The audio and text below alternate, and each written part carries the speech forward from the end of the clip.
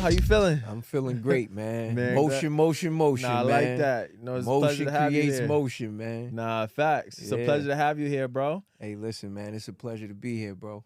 Thank you. Th- Hey, y'all, we got my guy Santino on, man. Yo, since day one, you know, it's been real genuine since I met you, and I met you through IG Live, right? Yeah. I first met you through IG Live, then I met you in person, and like even through the energy on IG Live, like it's been genuine, bro. And since then, the relationship has grown. Definitely, man. You know, we got our mutual bro. Nah, that's a fact. And, yeah, it's the meeting you was dope, man. And you know, just you starting this show and everything, and Appreciate me it. telling you, listen. Yeah. I hear that title, man. I gotta come on, and Nah, you telling sure. me, yo, I gotta get you on. I already know your story, bro. Definitely, nah, for bro. sure. So it was only right. So hey, let's start from the top, bro. Let's tell them a little about yourself. You can start there, and then we'll just let it keep rolling in. No doubt, man. Well, my name is Santino Drew. They call me the only option. I'm pretty much a stock and options educator and investor. I'm a day trader by trade and by expertise. I do it for a living, for real. This is how I make the bread and butter. This is how I make the donuts. And the vegan donuts. Yeah, the vegan donuts. The vegan donuts. Nah, fact. And that's pretty much what I've been doing, man. You know, got a passion, developed a passion for the knowledge, you know, the process of learning it, and pretty much forge my purpose for giving it to other people. Correct. You know. Yeah, man. That's it, man. That's the upfront. Now we're gonna talk about behind the scenes because we obviously know your story, but let's talk about it for real. Like, let's just start from the beginning as far as your story is. Obviously, we know you did a bid or whatnot. Yeah. Reasons why you did it. Let's just get into that, and then we can get back to the options. Yeah. So you know, pretty much spent most of my life, you know, in the streets. You know, came up single parent home. Yeah. Mom had. You know, I had two other siblings, Correct. older, a sister and a brother. And my mom, she was pretty much nomadic, you know, growing up in the 80s, you know, early 80s. Like, even before the crack epidemic, it was just, you know, it wasn't a good time for America economically. We were still trying to find ourselves economically. We were still trying to find ourselves as people in this country. And, you know, we were barely able to do certain things back then, especially for women. Right. So, you know, my mom, I think the main reason why things had gotten so rough for her is because, you know, she didn't have no parents of her own by the time she was 18. Both her parents was dead. So, you know, never met my grandparents. So that was the reason why my mother bounced around, you know, different cities. You know, the more cities she went to, the rougher it got. So until she got to Chicago, and that's when we were born, you know. 1977, you know, I was born. And the youngest of three, like I said. And from there, we didn't stay in Chicago long. We left Chicago when I was about 5 and came to Jersey City, New Jersey. And you know, big difference from Chicago, obviously, but, you know, still the same thing. Correct. You know, ghettos in the 80s. And, you know, thank God my mother never had any addictions besides cigarettes. She never had any addictions like alcohol or she didn't fall victim to the crack era. Correct. Because we were doing so bad back then, I couldn't even imagine if she had those habits, like where I would be. Correct. You know, but very, very rough, poor, you know, humble upbringing. Yeah, for and sure. Single parent mom, trouble kid. You know, trouble kid. Well, not to cut you off, would you say, when you say trouble, do you feel like you would say that differently now? Obviously, it was just your environment, not necessarily like you'd wanted to be in trouble. It was like, this is your environment, it's all you know. Yeah, I was a product of what was around me. Yeah. I definitely was a product of the environment, a product of the upbringing. First and foremost, right? Because the environment starts at home, right? So, and then it carries on, spills over into the outside, right? But the main environment is at home, you know, and I was raised by a mother that just knew how to survive. You know, was crazy, She didn't have money consciousness. You know, she didn't even really have any skill set. She had put herself back through school and got her diploma when I was like 9 years old. You know, that's still a congrats to her. Exactly, too. exactly. Because in the midst of all of that, she's seen the importance of it. Because one thing about her is she made sure we got to school. She made sure the clothes was at least clean. Most of the time we had to hand wash them. But listen, they were clean. Facts. And we ate. You know, it may not always been a lot. You may not always been stuffed. Yeah. But you ate. Yeah. And she made sure we got to school. If we had costumes or things we had to do for school, if she had money for it, she'll make it. Yeah. I never forget. I never forget. She made a costume for my older brother, and he won best costume in school. Word. Amongst people who had the money to buy the costumes. That's a fact. You know, that say a lot though. Man, To really unpack that, say a lot. Definitely, and it spoke about it spoke volumes to her love for us, and her wanting us to have as normal as a life as we could. But Correct. There was no ground for normalcy there. You know, there was no ground for normality there. Correct. Section 8 welfare. I remember being, having to hang out in the buildings with her, going to those offices and, her pretty much, staking her claim for her government check. And back then, the cheese, the butter, and the milk, the van pulled up on the corner in the hood back then. It wasn't like swipe the card. You go swipe the EBT. It wasn't none of that stuff. Like the van pulled up, so everybody knew who was who. Yep. And I went through going to the store with food stamps. Got to wait till everybody leave the store so I could spend mine. Yeah. That was intentional, or it was more from an embarrassment standpoint? Embarrassment. Okay. I mean, and it's crazy, right? Because I'm embarrassed by these 4 or 5 people that's in the store with me, and 9 times out of 10 they spending food stamps too, because we from the same place. That part. But that's the environment we come from, right? Yeah. We come from going to school and being hiked on or cracked on because of your sneakers. Yeah. Right? When all of us go to the same school, same district, getting the same poor education. That part. Inefficient same education. Wages. Yeah. Their people, they live on the same block as me. And I know their parents is not in too much of a greater shape than mine, And but yet the mentality of us is, the crab in a barrel syndrome, right? We all poor, but we cracking on each other because of what we don't have. Yeah. How ironic, right? Yeah, that part. And so pretty rough upbringing, and because of that, going through different things. Like I was always disruptive in school because we were always uncomfortable. Correct. It was never a sense of comfort. I remember wearing my sister's clothes to school. I remember wearing my brother's clothes to school. He's 5 years older than me. I remember having on big sneakers flopping off my feet, and they weren't clean. They were his, and that's what you go through, Facts. Cereal with water, I remember those things. So when you go to school like that, unconsciously, you don't really understand why you have this internal disruption. Yeah. But you do. Yeah. And it comes out on surface, Correct. I used to steal a lot in school. If kids had toys, like new toys like G.I. Joes or Transformers, you leave that. I'm going to get that. Yeah, I need that. And I felt obligated to it, right? It's like we developed this mentality whereas like you deprived of something and it should, you expect to have that thing. You have expectations. And this is where that comes from. You claiming something that's not yours. Yeah. And that's pretty much where it comes from. And again, just growing up, never ever remembering a good week in school, let alone a good year. Yeah. Like I was the guy. You ever got kicked out? Every school I ever went to, except one. Except one. And the only reason why I didn't get kicked out of that school because it was a school for kids like me. Makes sense. Like an alternative school. It was even worse. It was a gladiator school. Gladiator, yeah. Listen, this school was in between rival parts of town. So I had to go to a school that was near where the people who we beef with, like, was in school. And all the worst people of the city is in that school. All the kids you hear about, this, either terrorizing or bugging out, they went to that school. I remember when I dropped out in the 9th grade, it was because that school went from elementary all the way up to high school. Okay.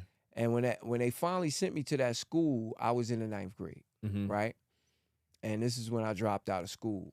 The first day of school, I go in there. They told us to pull out our math books. They said they're already in your desk.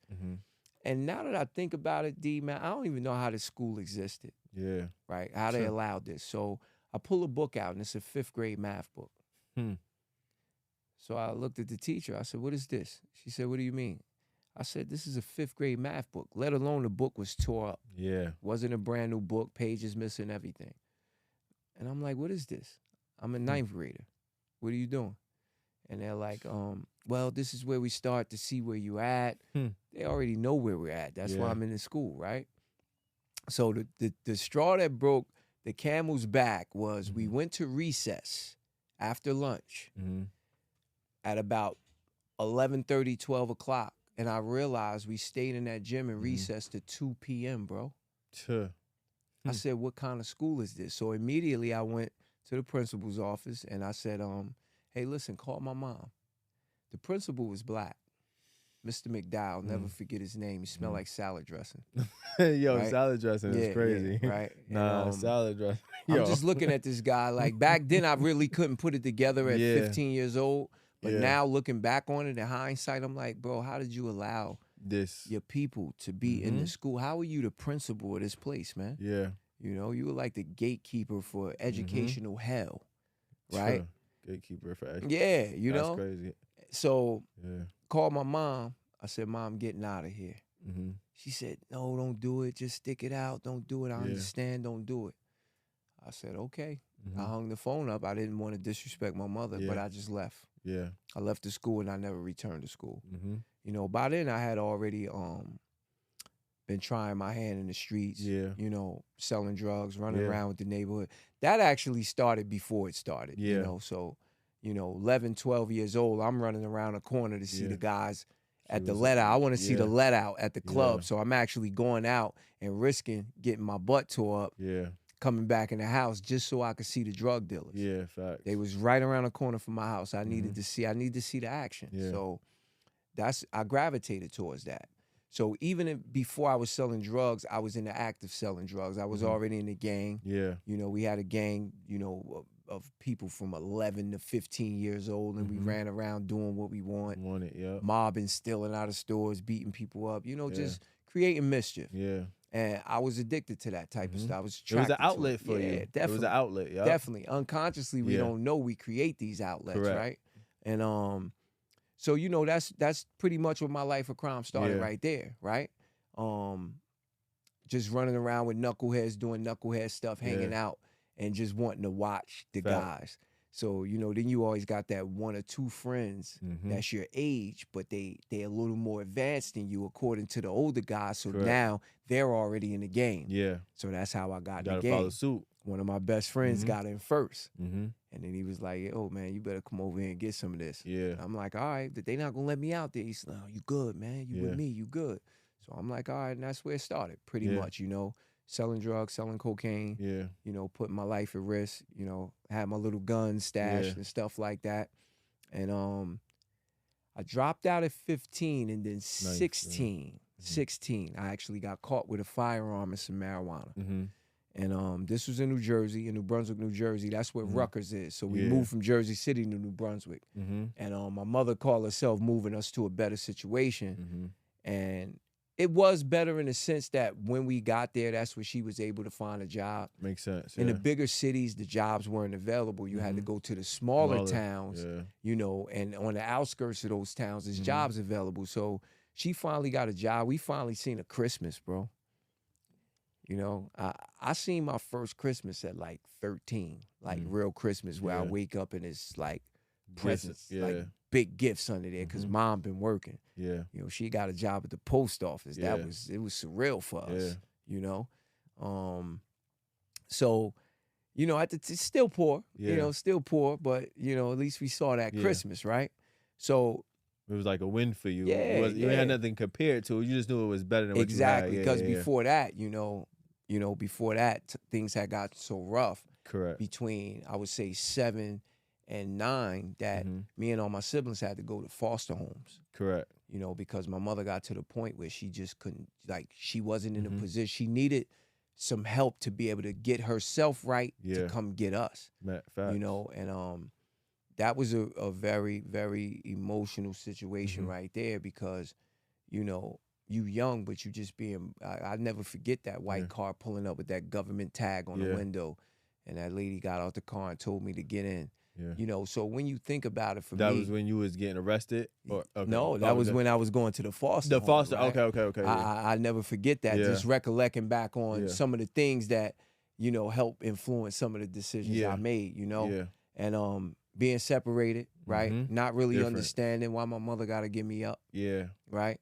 And my sister lived with a woman that was like not too far from where I live. Now, at this time, we're in Jersey City. Yeah. You know, it's one of the biggest cities in New Jersey, and it's a wild city at the time.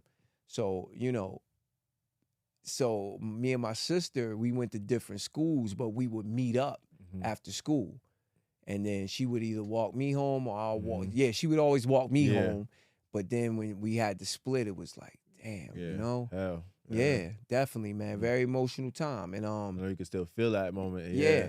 Flashback, yeah. So when we finally got back together, you know, we ended up having to go to a shelter. So this shelter, they had a program where your family could go to a shelter while you're waiting like Section 8 and all that stuff. Like, I'm telling you, like a poster child for government benefits, like, you know, which is little to nothing, right?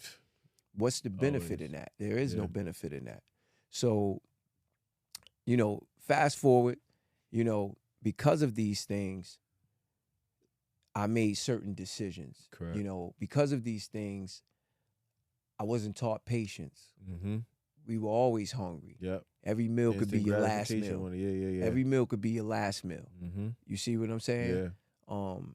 I remember the times eating slow just because I ain't want to be the first one done eating. Yeah. So I have to watch my brother and sister eat because it ain't much food. Yeah. So these things influence decisions, you know, make it easier for you to make certain decisions. So by the time 16 come, I get locked up with the firearm. I get locked up with the marijuana. I go to the youth corrections for the first time, right? And that's where that journey started. Yeah. You know, got in there after, you know, you get the jitters of the stress off of you. You know, now you in. Yeah. You know, you start doing your little push-ups, you get with your fellas, a couple more of your fellas come in. Yeah. And, you know, it was a weird situation because instead of getting sentenced to jail time, I was supposed to get sentenced to a juvenile drug program because I got caught with marijuana. Correct. And the firearm messed you up. Yeah. So I went to the drug program. It was supposed to be an 18-month program. So I just left the program, went on a run. Again, called my mother, Ma, I gotta get out of here. I'm leaving this. Just stay, don't do that. So I left. I went on a run. So from there on, like, that's how it everything transpired. It's just that's the mentality. You're running, you're committing crimes. This is the mentality you're in. So, you know, by the time 17, 18 came, I'm full-fledged drug dealer. Yeah. I know what I'm doing now. You know, I'm in the streets. I'm in gang wars. I'm in everything, you know. Haven't been back to jail yet. You know, 19, 20 turned around, went back to jail. Went back to jail. Got caught with more drugs. So now for the first time, I think I did about 9 months that time and came home with probation. What was the time frame with the other ones? The other one, you know, 2 times. So it was 16. 16. At 16 you went in, yup. Go on a run for a year and a half, get caught, right? After I get caught, I get released. I get caught again with cocaine at 18 or 19. I think it was 19, right? So now I go to the adult prison for the first time. And it's a different ball game up there. Different. So once I knew that, again, once the stress wears off, now it's like you find yourself again. Yeah. Get with the homies, get in the routine.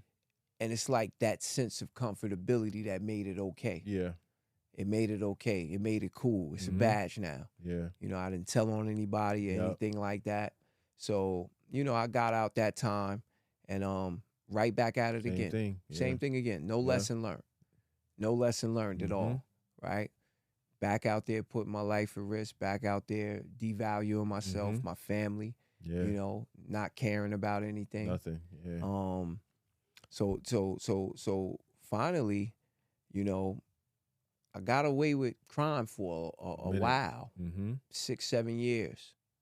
Turned 28, catch my first real sentence. Yeah. How long? What was it? I did 3.5 years. Okay, yeah. After losing trial. Yeah. I went to trial, I lost trial, and got 3.5 years. And I went to state prison for the first time. Now, this trip was was real pivotal. Mm-hmm. It was pivotal in a sense because that's when I got my first realization that what I was doing, I needed to stop. Yeah. Wasn't ready to stop, Mm-hmm. but I got the first notion. All the other times, it wasn't even a thought. Yeah. Am I going to do this again? Well, we Yeah. were doing it in there. Yeah. You know, we were selling drugs in the youth house. Mm-hmm. I was going home on furlough and bringing weed back in the youth house to Mhm. sell to people, right? So no thought of Yeah. stopping at that point. But this time was different because now I had a 4-year-old daughter. Mm. I had a 4-year-old daughter. I'm 28 and I'm about to go through 3.5 years Yeah. away from my daughter. She was 4 when you went She in. was 4 when I went Okay. in. You know, so I did the 3.5 years in one of the worst, most racist prisons you can be Mhm. in New Jersey, right? And it was pretty much, you know, half hell, Yeah. right? So that's when I got my first realization that Mhm. maybe this ain't the right thing, Yeah. but I still wasn't ready to stop. Mm. I thought I was, Mm-hmm. but there were certain things that when I look back on it that I was Still doing doing. that pretty much suggests that I wasn't Mhm. finished, right? So I got a hold of my first book, Mm. What was it? Think and Grow Rich, Mm. Napoleon Hill, Yep. soft cover. Mm-hmm. That book opened me up in a way Mm-hmm. that I didn't think was possible. I'm Mm. like, oh, what are they talking about Yeah. in this book? You know? And that was the first self-help book that put me on my journey. The second one I read was How to Win Friends and Influence People Mm. by Andrew Carnegie, Mm-hmm. right? Dale Carnegie. Mm-hmm. And from there I just started reading books. More. And I started to understand what a mentor was because it's like the minute I started reading these books and Mhm. that particular corridor of my mind started to open, Yeah. I started to become introduced with mentors and things Mhm. like that. So I had one mentor while I was in there, and we worked in a library together. Okay. I worked in the library. Mm-hmm. That was my way of getting out of the The cell BS, and being yeah. able to, because we were able to be in there all day Mhm. until like 5 or 6 o'clock from the morning time. So Mhm. that was where I needed to be. Yeah. And a guy from Israel worked there with me. His name was Shimoni. Mm-hmm. Shimoni Roman. I'll never forget. Mm-hmm. He was older than me. You know, at the time I was 28. Shimoni was probably about 46, Mhm. the age I am now. Yeah. And he used to always just talk to me and come ask me questions about things. Mhm. Like he was interested in Yeah. me, like intrigued by like, Mhm. you know, what are you here for? That Yeah. type of thing, you know. And so we used to always talk. And he recommended me a book. He recommended me As a Man Thinketh Mm. by James Allen, Mhm. right? Great book, small read, about Yeah. 40 pages. I Heard of it, must have yeah. read that book about 15 times, Yeah. right?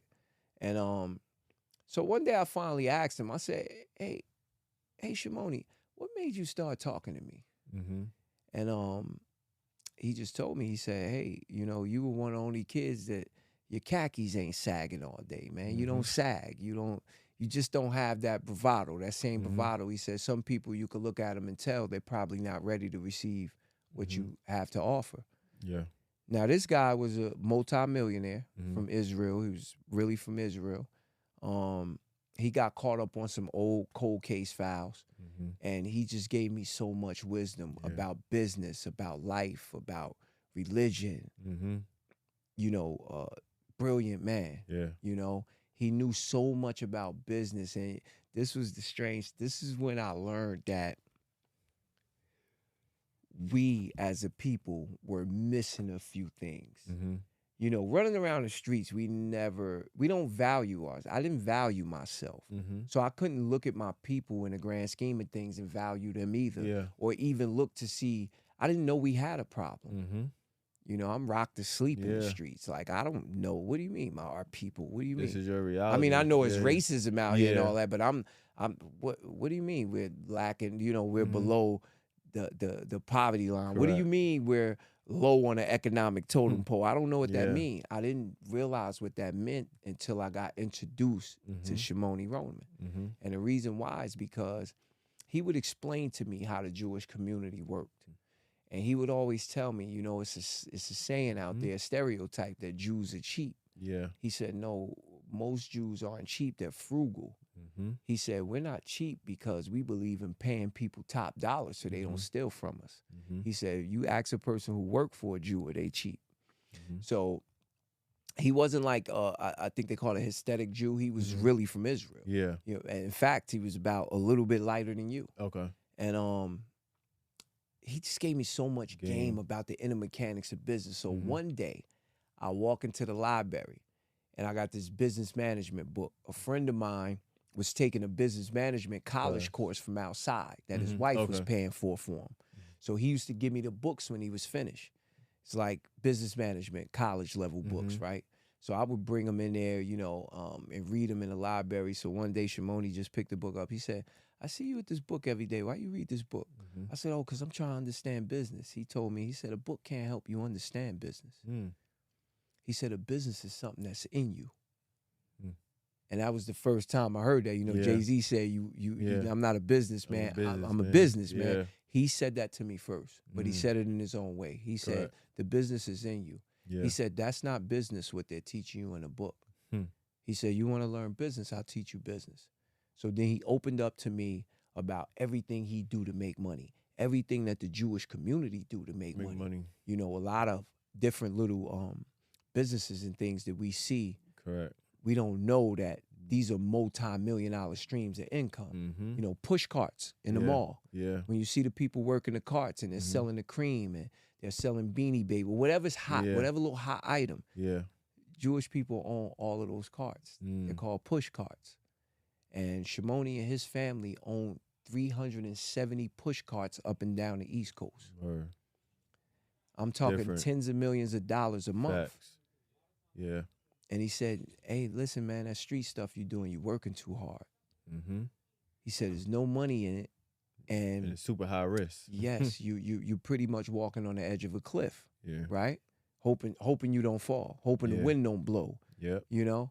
And that was deep about him. So he told me, he said, he gave me the speech about we're not cheap. So he came back in one day. He said, I want you to see something. He had a very thick accent too. Hey, son, I want you to see something. Yeah. I said, what do you have for me, Shimoni? Look at this. He hands me a newspaper. The newspaper is written in Hebrew.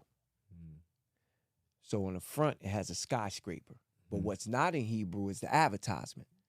So it says, building manager, wanted building manager. Said, will provide vehicle and will provide housing for you. We are paying $150,000 a year salary. And that was good back then, because what year was that? We talking 2007? Okay, 2007. Yeah. Okay, you're right though. Yeah. That was still good. Still great money. Yeah. Right. It was a paper full of those offers. I got 10 car lots I need somebody to manage. We'll give you a car and we'll give you a place to live. But this newspaper wasn't for you and me. That part. This newspaper was from Jews who come over from Israel getting their first start. They had like this newspaper. It's not on a stand. Yeah. It's only in the Jewish community. And you know, as a Jew, when you come over, if you get to go get this paper so you can get your start. And that's what made me realize why we lose. Yep. Playing a different game. And he told me, he said, San, it's not that we love each other. It's just that we know if we don't set each other up, we look bad as a whole. You see what I'm saying? Yeah. So right then and there, I had a whole bunch of realizations. So one of the things that he told me, he said, San, you know, you do a lot of reading. You're doing a lot of trying to build yourself and self-improve. Yeah. He said, but the one thing you're not doing, he said, you're not breaking away from that energy. Yeah. I said, what do you mean, Shimoni? I didn't understand what he was talking about. He said, you still talk to these guys all the time. He said, guys like you used to be. You still talk to them all the time. Correct. He said, here's the deal. You can never pull nobody up to your level. The only thing you can do is stooped down to theirs. Yeah. He said, so which one are you doing now? Hmm. Disregarded what he said, knew Yeah. what he was saying was true, but disregarded it. Yeah. I continued to indulge Yeah. my negative counterparts, Correct. you know. But then I'll get away from them. I'm in a cell reading Think and Grow Rich. Correct. I can't talk to these dudes about it. These young kids got murders. Yeah. They don't know nothing. They ain't trying to hear that. Either the parents dead or they're Yeah. crackheads or Yeah. whatever, right? They're getting Mhm. high and They I ain't tryna can't hear it. talk Yeah. to them about Yeah. Think and Grow Rich. That's Yeah. my little secret life I'm doing Yeah. over here that nobody know about. Yep. So at this time, you know I left my lady at the time, my daughter's mother out there Mhm. at the time, and in my heart I wanted to change. Yeah. I didn't want to do that again. Yeah. But I knew my mind hasn't completely Transition. transitioned or Mhm. rid itself of Yeah. that criminal mentality, right? Mhm. So you knew. Yeah. came home after the 3.5 years. Mhm. Was working for a little bit. Mhm. Got a job, living with my Mhm. family, and just looking for reasons for things to go wrong. Yeah. So I could become who I once was. Yep. Right? And those things transpired. Mhm. And next thing you know, I'm at my homie's house. Yeah.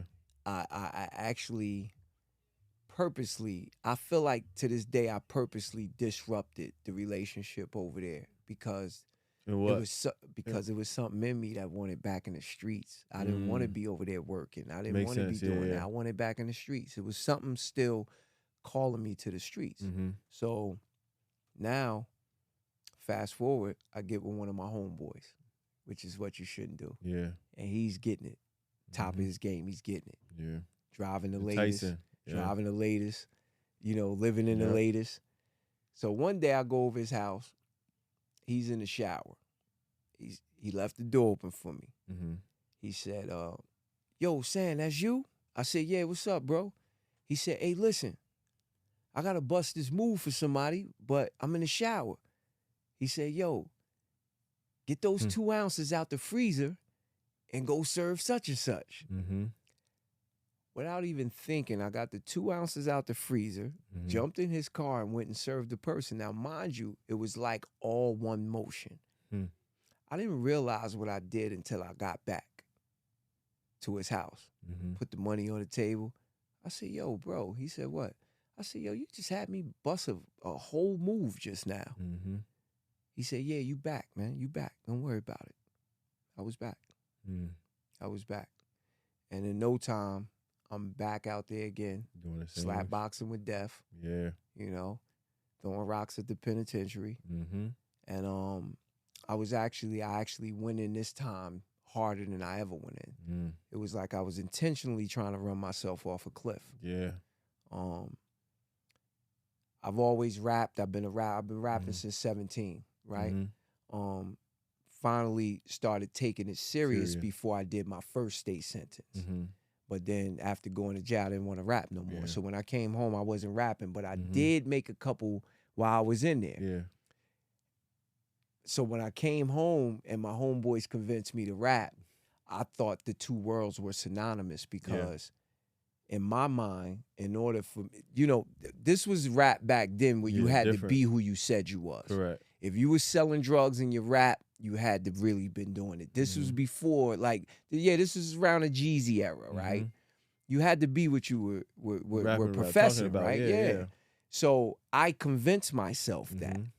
So what I do, I need to sell the drugs to match the life that I'm saying. Yeah, makes sense. When I go present myself to a label or when I show up in a club and I need money to pay a DJ to play my stuff. I need to be able to pay DJ Clue to pay my stuff, and I convinced myself that the hustling had to happen in order for the rapping to happen. So just so you know, D, I know you know how passionate I am about investing in financial For literacy.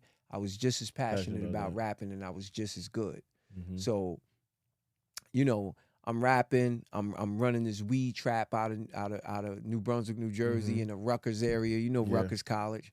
I'm running it in the area with me and my homeboys, and lo and behold, narcos raid us. Mhm. They get us for running a drug manufacturing resort never even heard of this Yeah. crazy charge, but the fact they call it a resort is yeah, crazy. they called it a resort. They So tried. They always anything, try to yeah. make themselves seem Yeah, important and make yeah. it seem worse than it is. Yeah. We was selling weed out of a house. Yeah. So when they went in there, they came in the house.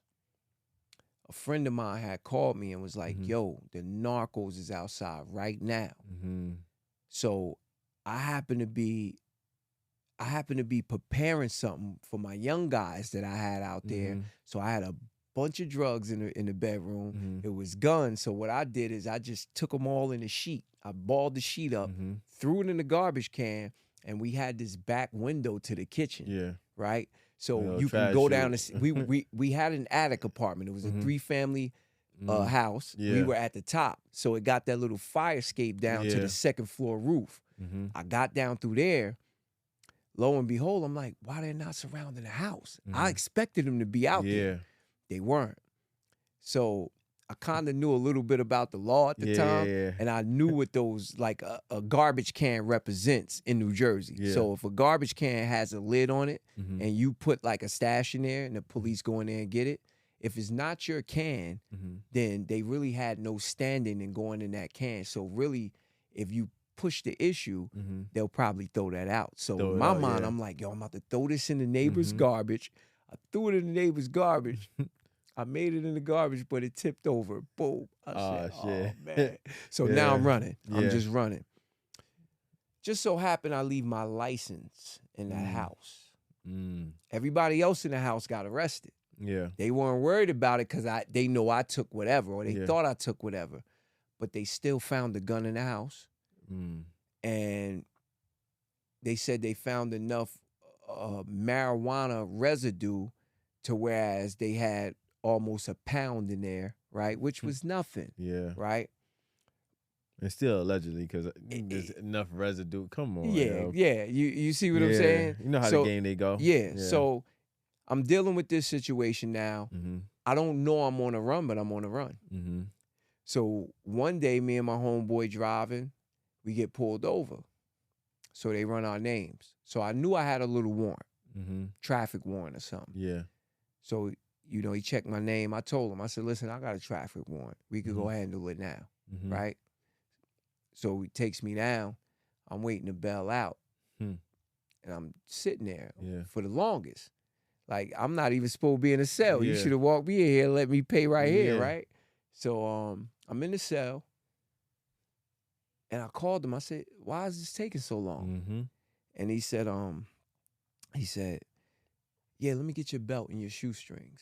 I said, what you need my belt, my shoes? You know what that means. That means you're out of here, right? Yeah.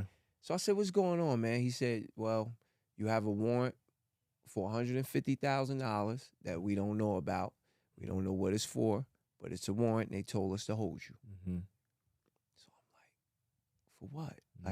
Like they didn't see me get out the house. Yeah. Nobody told on me yet. Yeah.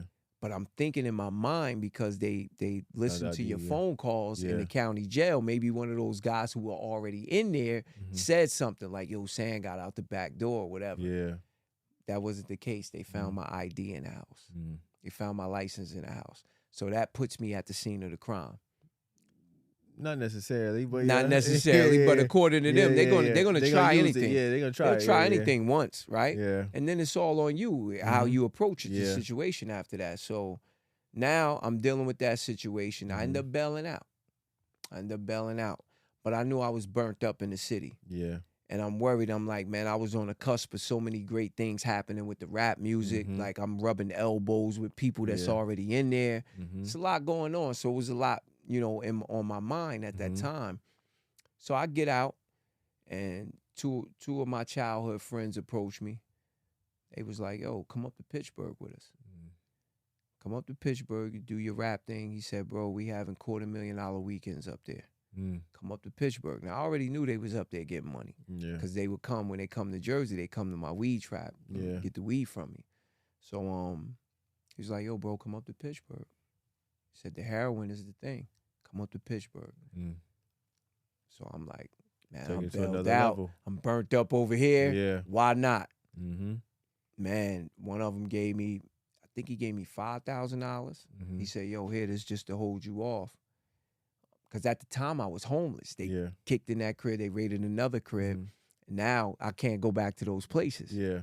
I'm not going back to mom, Yeah. not going to sister, not going back to none of my girls. I'm trying to like take it. just get totally off the radar. So and all this is so old, it don't even matter now. It doesn't even matter now. You know, we'll get to that. Yeah. We'll get to I that. just want to make sure, you know. Oh, no. Trust me, man. We'll get to that. But we'll delete this whole episode. No. We gonna play this. I got you. We gonna play this. You know why? I'm just saying. You know why? Because there's gonna be somebody out there that's gonna have their life changed tonight because of this. Because of you bringing me on here, right? And that's the point. So here's the deal. So now I go up to Pittsburgh with the intentions of laying back. They were supposed to be giving me money for the rap thing. These are my 2 childhood friends. Yeah. And things didn't pan out the way it was supposed to pan out in terms of that. So now I'm up there. I'm a scout now. Now I'm looking to see how I could get in play. Yeah. So I eventually got in play, but it wasn't long before I'm in a hotel with a kilo of heroin and the feds come in there and come get me. Yeah. I didn't know it was the feds at the time, you know, because they had like county sheriff clothes on, like county sheriff task force, and city cops. Yeah. So I didn't know until they sat me in custody and cuffed me and they called them Special Agent Aaron. So I'm like, oh, okay, this the feds. Yeah, different and for game. the first time, I never ever thought, because where I'm from, we don't get much federal involvement in the like in New Jersey, the state pretty much or the county government controls that, right? Yeah. So this federal thing is unheard of to me. But I'm in a Commonwealth state, Pittsburgh, PA, right? And unbeknownst to me, Pittsburgh has a infamous history of pretty much being in bed with New York and New Jersey when it comes to heroin coming up there. I didn't know that. Yeah. I didn't know New Jersey was one of the biggest suppliers of heroin in Pittsburgh. So I'm with these guys. We up here with New Jersey plates. No. Yeah. No. Yeah. When I tell you, if you're from off-rip. Jersey, when you come to Pittsburgh, they are on you.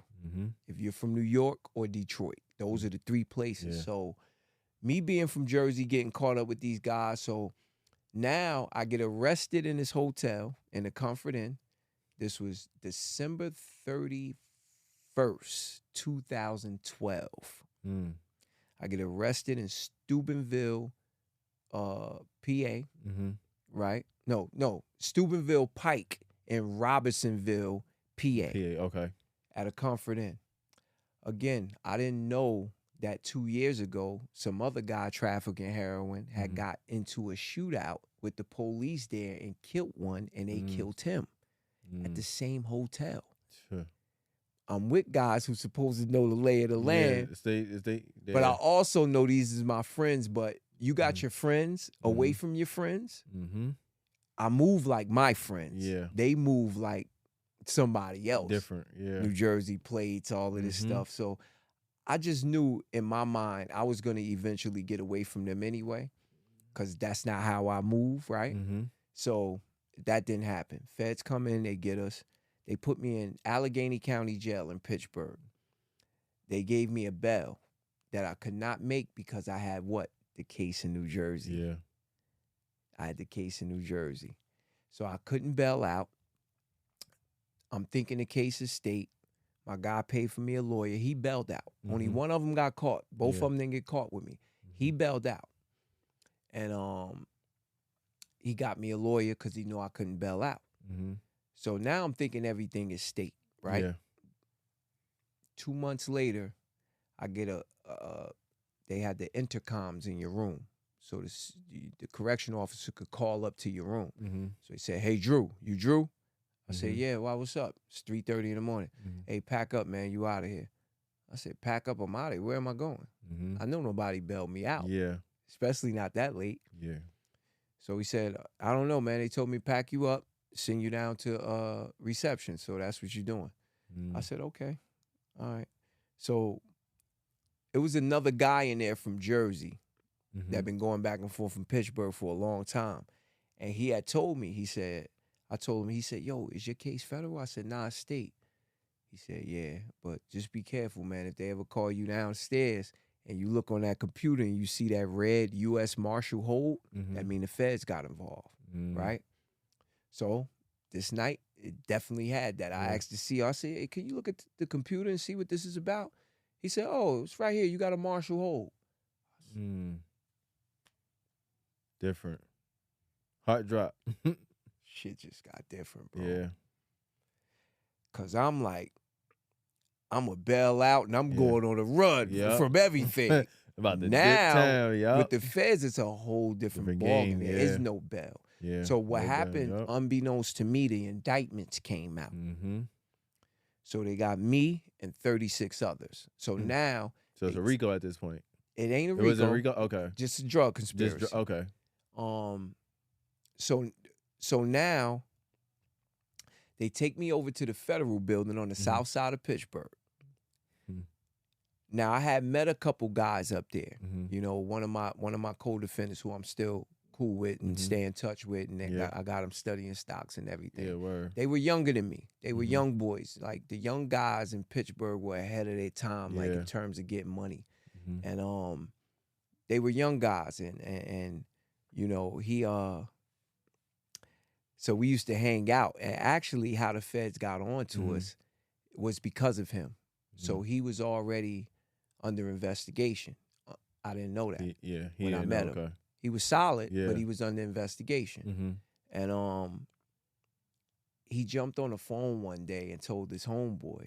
No, he got off the phone one day. I'm going to tell you how this happened too. He got off the phone one day, and you're going to ask me, how do you know this?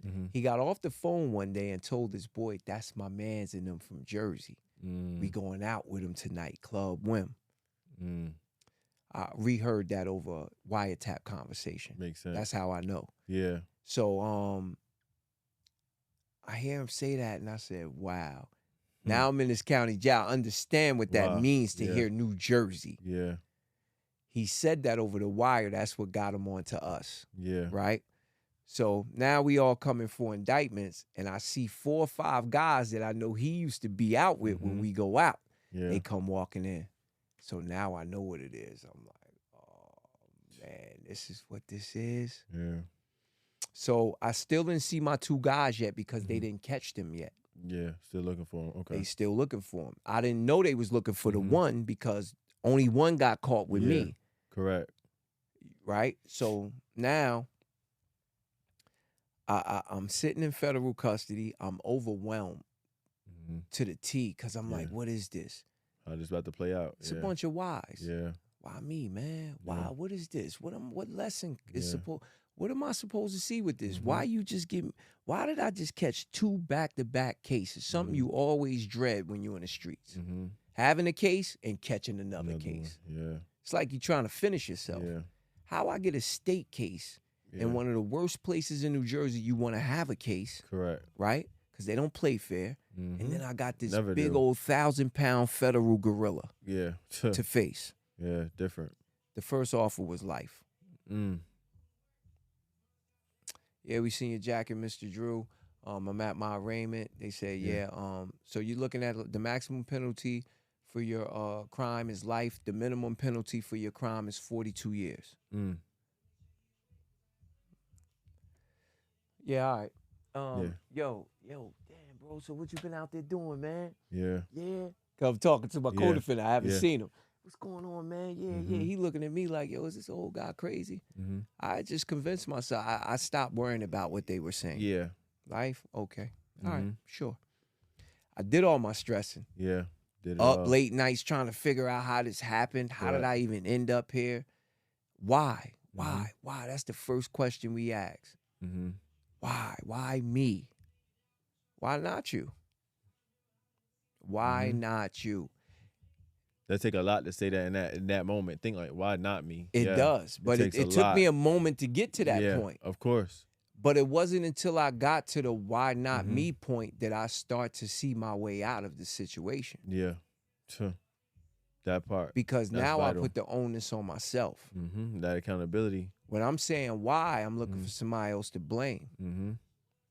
But when I say I'm why, now I just became accountable. I just retained power over myself. Correct. Right? I can't look for nobody else to help me out of this situation because there is nobody to help me out of this situation. So now, fast forward, all of us is indicted, 36-man indictment. One of the biggest ones come out of Pittsburgh because they caught me with that, but they had a whole bunch of other stuff that they caught, and they're trying to tie things together. Yeah. Connecting dots. 9th grade dropout, man. Barely did any school. Yeah. How am I going to figure out federal law? That thought never came. What did come is I had been in jail for 3 months, and I have yet called my 10-year-old daughter to tell her that I'm there. Didn't want to tell her that I'm there. That was the only one time I cried, man, in jail. My mother on the phone forced me to tell my daughter. She wasn't used to me being away like that. Yeah. So once I missed the first weekend, that was a wrap. It's like, okay, where's my dad now?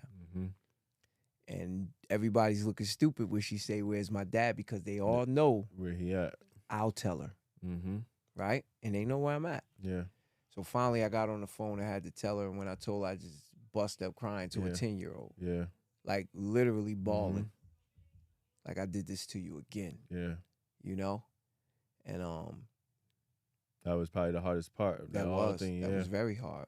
I mean, it's my only child. Your daughter, It's my only child. And I swore I was a hell of a dad. I swore I was a hell of a dad. You know? Yeah, I'm out there running the crash course to kill myself, right? But I swore I'm a hell of a dad. Yeah. Right? Because you do certain things and you pride yourself on it, right? That was the only time I cried. So now I had to turn those tears into determination. Yeah, something positive. I was determined to get out. I was desperate to get out. So they used to have you had to look at, when I went to jail for the first time, in order for you to fight your case, you go to the law library, buy actual books. And here they had these little kiosks in front of a little table. And on that kiosk, you could either order commissary or you could look at law. I didn't know how to work it. Imagine, like, working this thing was like 10 times worse than a person just coming into social media trying to work Instagram. Yeah. It's 10 times worse. I'm on this thing like, man, what am I doing? Yeah. So for a few weeks straight, this guy was watching me. That's why I'm a huge believer in two things coming to your life at the right time: books and people. Okay. Books and people. I like that. This guy finally came down. He said, hey, listen, youngin', let me help you out, man. This is what you do. You go here, you go there. So he showed me how to work it, right? Yeah. But I still don't know what I'm looking for. 9th grade dropout, D. What am I looking for? Yeah. I don't even know what happened to me. All I know is I got caught with heroin. What am I looking for? I don't know, but I kept looking. That part. I kept looking. So I asked the same guy, I said, what is this about? What am I looking for? He said, huh? I said, what am I looking for? He said, I don't know your case, man. And I suggest, you don't talk about your case in here. He said, this ain't the state, this the Fed. Somebody who will use you against you, to get themselves out of trouble. So I don't really want to know your case, but what are you looking for, man? I said, I don't know, bro. So finally, books and people. He gets me something called the Georgetown Law Book that he had in his room. And what the Georgetown Law Book does is it simplifies and identifies specific cases for you. Because in any court system, whether it's civil, whether it's family, whether it's child support, whether it's criminal, in order for you to make an argument, it has to be backed by an old case that was already decided. It's called case law. Case law, okay. So you can't just go in there accusing people of something, even though you may be 100% correct. You have to have the case law to support your findings, right? Something new, yeah. Yeah. So now he give me this Georgetown Law Book, and it specifically targets specific cases. And I started finding cases that were similar to mine, although mine was so rare that no matter who I talked to, they like, bro, I don't even know where to start with this. Makes sense. So the Georgetown Law Book and that gentleman is what put me on a quest to feed my determination, because right now I'm determined, but it's turning into ultimate confusion because I don't know what to do. Correct. Federal law consists of 10 million words that most of us don't use on a regular basis. Yeah. So I'm in here. I finally start to get a grip on things. I'm finally starting to see what's going on with my case. So I'm bringing things back and forth to my lawyer. Yeah. To no avail. He's a part of the scheme. He's a part of the scam that's going on. Yeah. He just want his money to do bare minimum, right? So I'm bringing him these pointers. And this was, and the lawyer wasn't like a attorney that they just give you. This was somebody you paid, right? Well, this is what happened. I paid for him in the state. Okay. When I ended up getting indicted 3 months later and went to the federal building on the south side, he's in the courtroom. Okay. So he came over there, he whispered, he said, listen, you already retained me for the state. I could take this case if you choose me, and it'll be for, I'll be a pool attorney, meaning he's doing it pretty much, on government salary. Yeah. So what happens in the feds is they pay their public defenders directly. They have to, because most of them have their own practices on a state level. Makes sense. Okay. So my particular lawyer, Stephen Begler, Garbage, he had his own practice, right? So he was able to say, I'll take Mr. Drew's case if he'll have me. So I agreed to have him, right? Lo and behold, he proved to be trash. And that's the thing about people, man. We think we're doing something when we get these high-priced lawyers, but when you get on certain forums, law forums like the Fed, right? Yeah. None of that matters. None of it matters. Because they have a thing called mandatory minimum sentences. If you get caught with a certain amount of drugs, there is a mandatory sentence for that.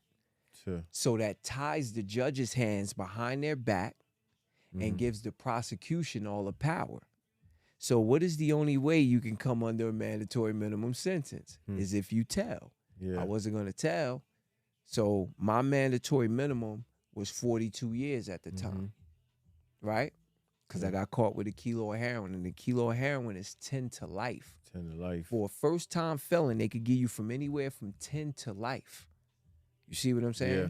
It's life or death. Evolving through experiences for everybody. At the end of the day, if you don't realize your current experiences or your past experiences are the reason you are who you are today, it's not going to matter. You have to digest it fully, embody it fully, and realize everything I'm enduring and going through is happening for a reason. That's all our lives. Any point of your life, you have to realize it's all meant to be. Prevailing through every situation. And that's also motivation for other people to see if they was able to overcome it. If I was able to overcome it, then anybody can overcome it. That's evolving through experience, mentally, spiritually, physically. We can't just take care of one part of our life and then lacking the others. If you're going to take care of your body mentally, make sure you're taking care of your body physically too. It's more than just working out. It's more than just eating right. It's an all-inclusive thing. So when you do that, you realize this is how I truly prevail my life. This is how I truly prevail my family life. This is how I truly prevail the legacy that I'm leaving behind. Not just for me, but for my family and other people. Make that real impact. And again, it starts with your experience. Don't feel like your experience is low or it's at the bottom of the totem pole. Everybody has value to bring. You just have to search inside yourself and realize my experience is valuable and I need to put this out into the world. And it's real important that I explain this, because for anybody who's listening out there, being that, you're a young king, pretty sure you got a lot of young kings going to be listening to you and that do listen to you. It's important that you know what you're into, right? And it also speaks to, again, the coming from a background where there was a lack of education, right? Not to say you're not intelligent, because intelligence and education is two different things. Agreed. Education is intelligence organized for a specific purpose, in my opinion. Agree. You see what I'm saying? Yeah. So I wasn't stupid, but I wasn't built for that. Yeah. Right? But I realized I am. I realized I am. So now I'm in here, I'm starting to get a grip on things. I'm starting to understand. Really, my lawyer can't tell me nothing, right? He's coming back. I'm the only one that never got an offer. And it was because the conversations I was having with my lawyer, he must have been letting the prosecution know, like, he's not the one, he's not gonna turn, you know. So I never got an offer like everybody else. Mhm. They told me what they told me, 42 to life, Yeah. you know. So at this time, I got possession of a kilo of heroin, and I got a conspiracy to a kilo of heroin. So that's two separate charges. Two separates, yeah. Both of them carry life. Mm-hmm. Still got New Jersey case. I'm facing 20 down there So that's 3 different cases right now, the same, yeah. right now. Mm-hmm. One indictment, 2 different charges Yeah. that they could give me time for both on, Mm-hmm. and then 20 years in New Jersey. If I would have lost the New Jersey case first and that felony would have went on my jacket, it would have been mandatory life now. So the 42 wouldn't have even been in the negotiation. That was the plan the prosecutor had. He was hoping that he could get me down there, get me sentenced, and use that against me. Yeah, sure. So I never come home, right? The game they play, yo. Exactly. Ridiculous. So I'm going to fast forward through a little bit where it gets exciting. So now, my 2 homeboys, they weren't built for it. Yeah. And I understand now. Didn't understand then, but I understand now. You know, that game is wicked. And the worst part of that game is not somebody snitching. It's all of it. We look at snitch, oh, you, nah, it's all of it. It's all of it, you know? So once they did what they did and pretty much left me by myself. Yeah, hanging. Here it is, we 3 Jersey dudes up here on a 36-man indictment with all these Pittsburgh dudes. And I'm by myself now. Yeah. But I always been by myself because, remember, I was in there 3 months before them. So I had already started my momentum for whatever it is that I was trying to do. And I came to them before they did it. I said, hey, man, in y'all absence, I've been finding out this, that, and the third. Listen, we got a good shot. Y'all just keep it cool. We got a good shot. I go to law library every day. Every day. Every day.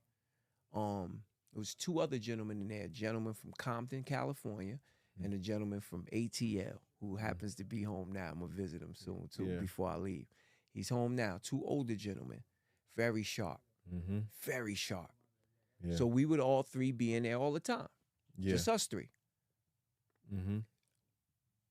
A jail that held 600 people, only the 3 of us be in a law library every day. So you see why people don't come home. Yeah.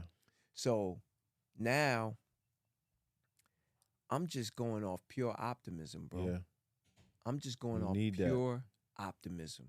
And that optimism tricked my subconscious into thinking that a certain thing was going to happen. So my actions led me that way. So now I'm coming up with things, and I don't know where they're coming from. But again, emotion creates motion, right? So I'm finding out all these things. I'm bringing it back to my lawyer. He like, whatever. So finally I fire him. You're out of here. Yeah. You're out of here. He ain't even trying to help you win. We already knew that.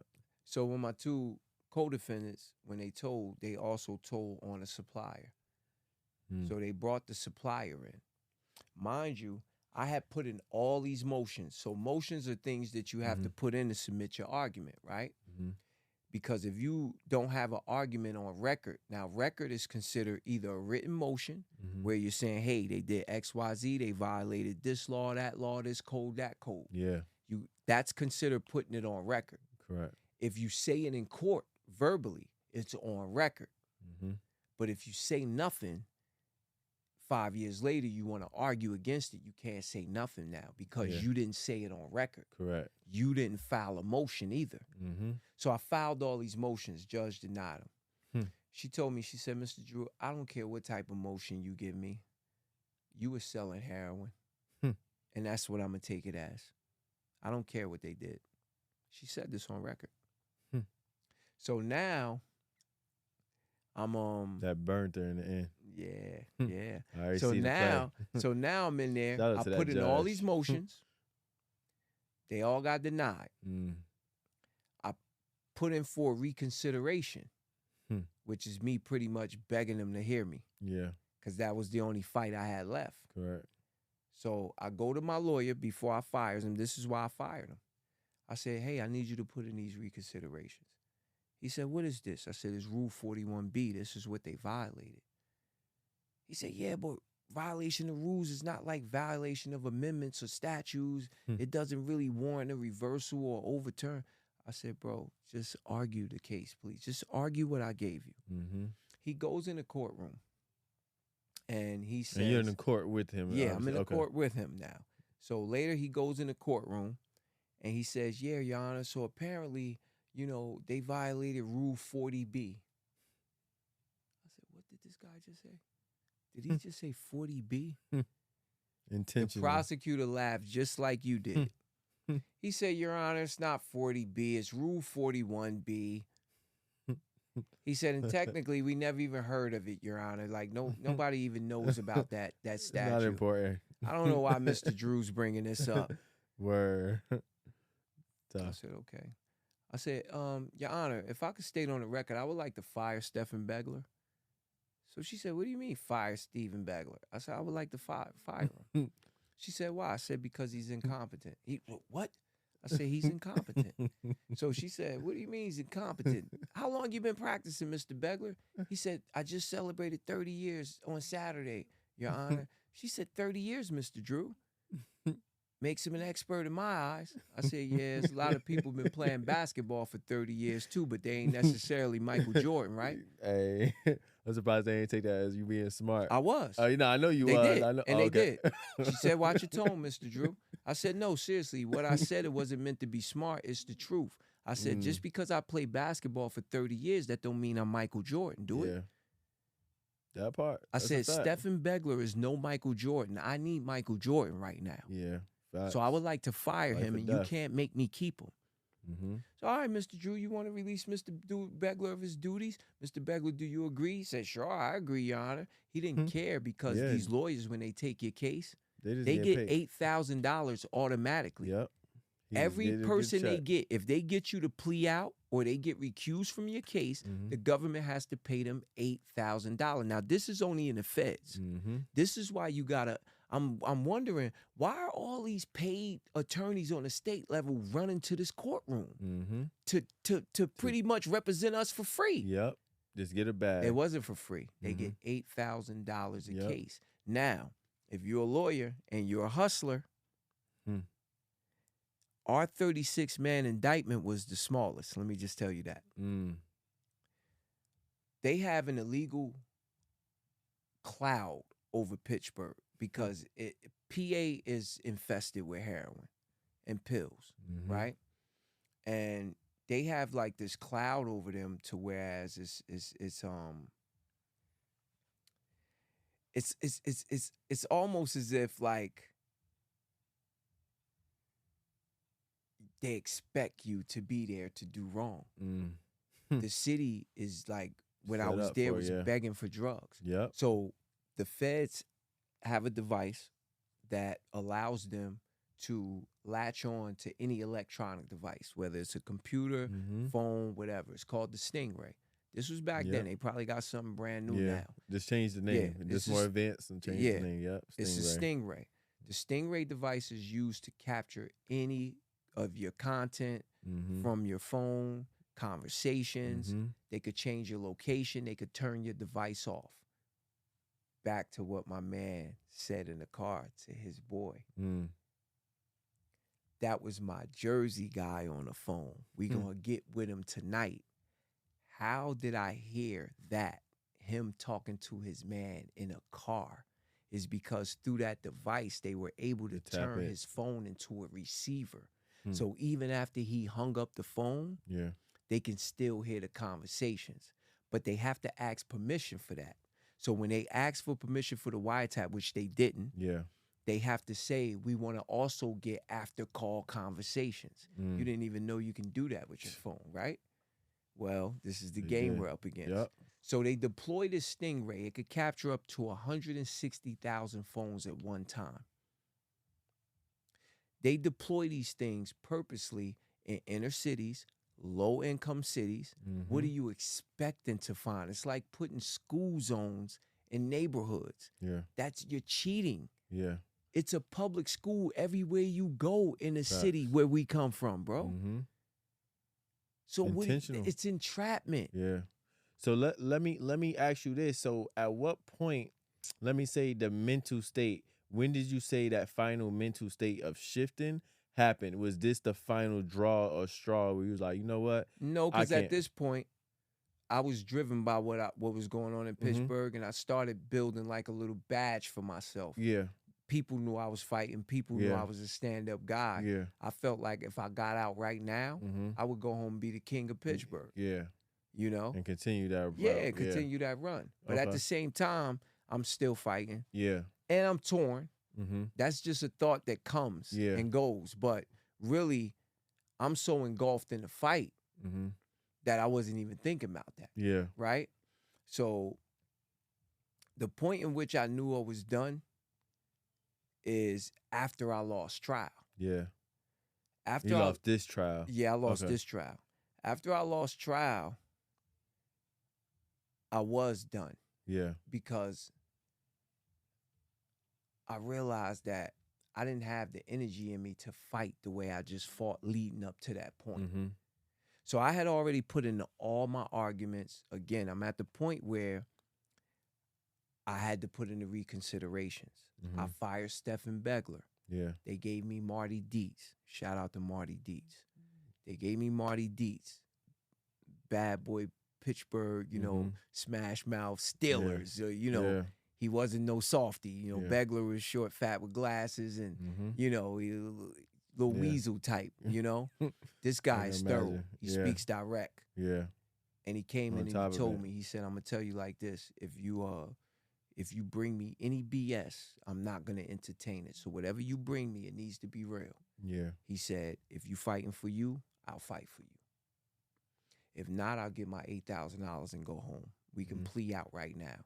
So what they do is they take all these cases. Mhm. If they get a 36-man indictment with us, and then another side of town, Homewood, because they're deploying these stingrays Mhm. in the inner cities and wrapping 100, 150 yeah. people up at one time. Yeah. Only 5 of the people are true dealers. Everybody else is heroin addicts. Yeah. You see what I'm saying? This Yeah. is what they're doing.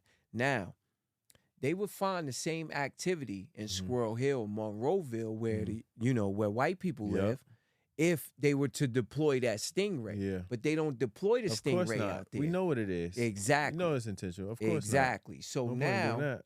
Why would they lock up their sister? exactly. No. So now you see the system. Yeah, They're of hustling. course. And I learned to respect their hustle. Yeah. Because at the end of the day, I'm out here selling heroin. Mm-hmm. So how I'm gonna be mad at these lawyers for hustling my bad decisions? Mm-hmm. They are hustling Yeah. my bad decisions. That realization is vital. I was hustling death to somebody, Yeah. right?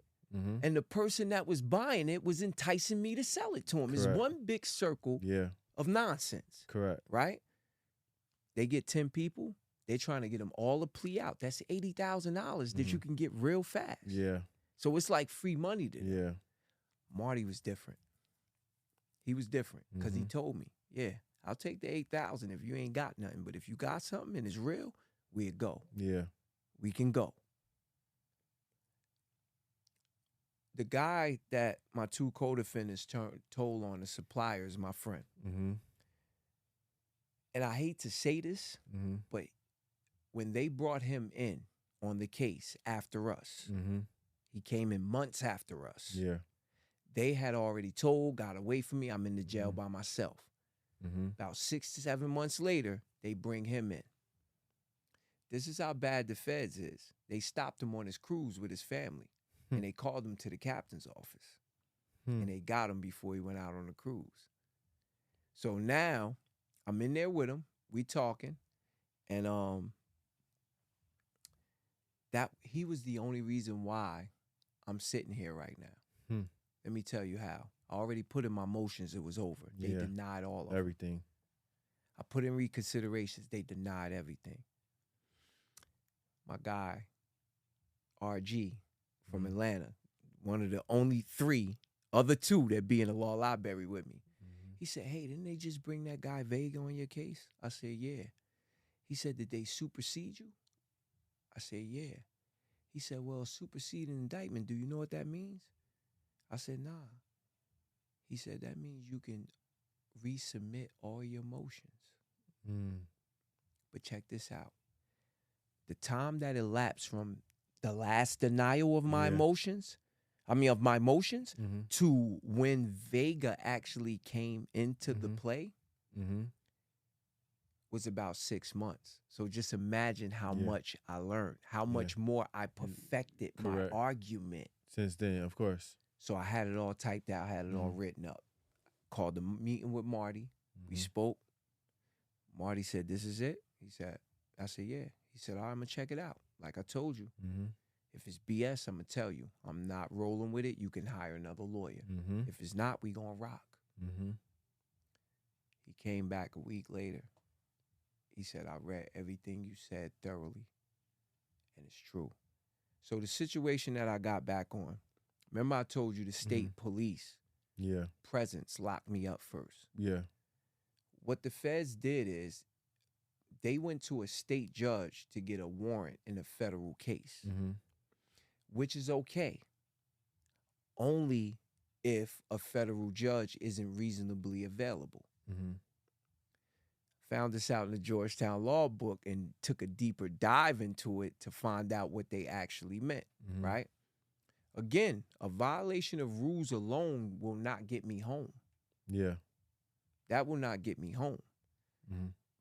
So now, I'm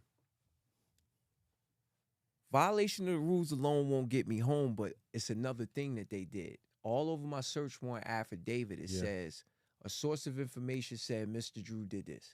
A source of information said Mr. Drew did this. The search warrant affidavit is what they use to get the warrant on you in the first place. This is them explaining why they should have a warrant on you. They kept saying source of information, being very misleading to the judge. So they made it seem as if they had a rat or somebody telling.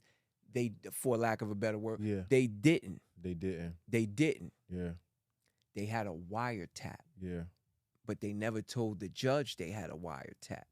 So when I discovered this, those were my two arguments. So when I brought the arguments to Marty Dietz, he came back a week later. He said, you spot on. Let's perfect it. Man, look, we're gonna definitely have to do a part 2, man. We're gonna have to do a for part sure, 2, bro. Because there's so much we ain't even get to to the questions I had, bro. So yeah, we definitely gonna do a part 2. But answer this before we go. We're gonna give them your at name, just in a simple sentence or two. What does evolving through experience mean to you? Obviously, that's your whole life. What we just pretty much talked about, because like you're here today for a reason, and all these things that transpire is definitely going to help somebody else. So I know for sure when we do a second part, like that's going to be needed. So you can go ahead and just say that real quick. Yeah, man. Just this was a bad decision turned into a good opportunity. So I learned how to trade. I learned about economics, stocks, options, all from federal prison. All from federal prison. And what's one thing you can say for any guys that's in there right now that could just pretty much give them inspiration, but more than inspiration, and show them like it's actually more than just hope, but you could really beat this and get out no matter what your situation is? I would say, you got to beat you. Never mind the case. I had to beat me. Meaning I had to change my criminal mindset. I had to change the way I thought. Correct. And I had to humble myself. Humility works. Humility means that I didn't come home, although I got family that's used to me taking care of them because I'm out there getting all that money. I didn't allow them to put my back against the wall. I told them they've been good for the 5 years and 9 months that I've been away. You'll be good for I'm back. Another year while I get myself together. Correct. Humble yourself. You're not the person you used to be. You're not the Captain Super Save drug dealer guy who gets everything for somebody's family or whatever you was doing, commit crimes. Yeah. So where can people follow you at, bro? At wisemoneyacademy.com, at Santino Drew. On IG? On IG. I'll put it all at the bottom, my IG too. is just at Wise Money Academy. Also, you can follow me with me and my brothers at Successes Collective. Again, at Successes Collective. And I'll put it at all in the Wise bottom. Money Academy. We definitely have to do the part 2 Nah, for sure, because bro. it's all relevant. Yeah. It's all relevant to why I'm sitting here right now. Nah, for sure. Cause I know your story is Definitely. long, so we didn't want to rush it. No, so yeah, it's we all definitely good. gonna do another one. So if y'all gain anything from this episode, you know what it is. He's evolving through experience, mentally, spiritually, emotionally, physically, and beyond. So if you gain something, tell a friend. If you didn't like it, tell a friend. Share it because there's so many people that needs this. Because again, this is life or death in every aspect. So make sure you follow us at evolvingthroughexperience.com. Peace. Hey, thanks for having me, bro. Nah, for sure. You definitely Nah, got- for sure. I gotta